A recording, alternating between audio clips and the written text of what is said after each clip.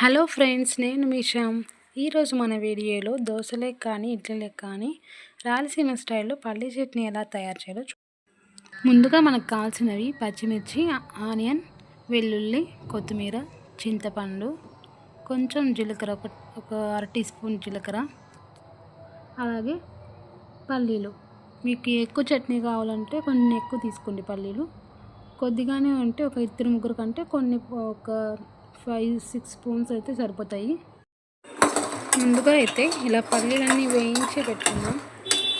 పొయ్యి మీద గిన్నె పెట్టి పల్లీలు వేసి కొంచెం సిమ్లో పెట్టండి. మంట సిమ్లో పెట్టి వేయిస్తేనే అవి బాగా వేగుతాయి. మంట ఎక్కువ పెట్టి వేయించామంటే తొందరగా వేగుతాయి, కానీ లోపల సరిగ్గా అవి వేడి అవ్వదన్నమాట. సిమ్లో పెట్టి వేయించాలి ఎప్పుడు పల్లీలు, అప్పుడే చక్కగా వేగుతాయి. ఇవి వేగిన తర్వాత ఒక ప్లేట్లో పక్కన వేసి ఆరబెట్టుకున్నాం గాలికి. ఇప్పుడేమో మనం ఇందాక తీసుకున్న పచ్చిమిర్చి వేసుకున్నాం 2-3. అవి కూడా బాగా వేయించాలి. ఇందాక మనం వేయించిన పల్లీలు అయితే పొట్టు తీసి పెట్టుకుందాం. ఇవన్నీ మిక్సీలోకి వేసుకుందామండి. పచ్చిమిర్చి, కొత్తిమీర, జీలకర్ర, చింతపండు, ఇంకొద్దిగా సాల్ట్ కూడా వేసుకుందాం మీకు తగినంత. అలాగే పచ్చిమిర్చి కూడా ఇవన్నీ మిక్సీలోకి వేసి కొద్దిగా వాటర్ వేసుకొని మిక్సీ అయితే పట్టుకుందాం. అంటే కొంచెం మరీ మెత్తగా కాకుండా, మరీ కొంచెం దబ్బుడు కాకుండా కొంచెం మధ్య రకంగా పట్టుకుందాం. మిక్సీకి అయితే అయిపోయిందండి, మిక్సీ పట్టేసాం. ఇప్పుడు పోపు అయితే రెడీ చేసుకుందామండి. కొద్దిగా ఆయిల్ వేసుకొని కొద్దిగా పోపు దినుసులు వేసుకుందాం. అలాగే కొంచెం కరివేపాకు, 2 ఎండుమిర్చి. ఈ పోపు దినుసులు అన్నీ దీంట్లో ఆయిల్లో వేగినాక పల్లీలు చట్నీలోకి వేసేసి కలిపేస్తే సరిపోతుందండి. అంతే, మనకి పల్లీ చట్నీ రెడీ అయిపోయినట్టే. దాంట్లోకి ఇంకా దోశలు వేసుకుంటే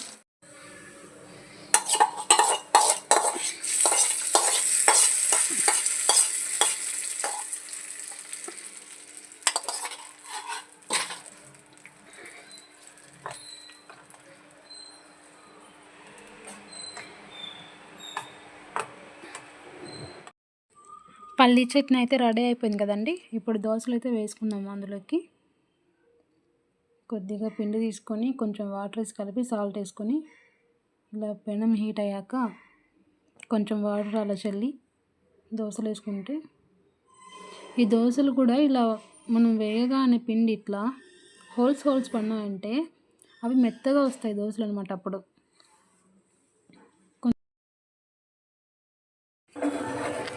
దోశ అయితే రెడీ అయిపోతుంది. తిప్పేసి కొంచెం సేపు 30 సెకండ్స్ అట్లా ఉంచుతాం. 2 వైపులో కూడా కొంచెం కాలాలి, అది ఎక్కువ కాదు. దోశ అయితే రెడీ అయిపోయిందండి. ఇప్పుడు ప్లేట్లోకి వేసుకొని పల్లీ చట్నీ వేసుకొని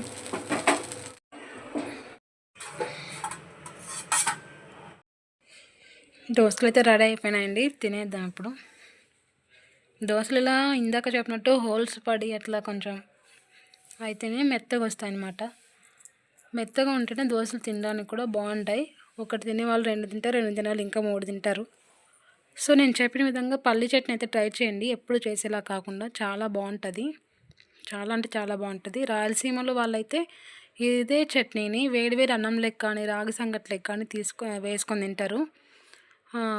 అంటే దాంట్లో తిన్నప్పుడు పల్లీ చట్నీలకి పోపు వేసుకోకూడదు అనమాట, అప్పుడే బాగుంటుంది. ఓకే ఫ్రెండ్స్, నా వీడియో నచ్చితే లైక్ చేయండి, షేర్ చేయండి, సబ్స్క్రైబ్ కూడా చేసుకోండి తప్పకుండా. ఇలాంటి వీడియోస్తో మళ్ళీ కలుద్దాం. Thank you, bye.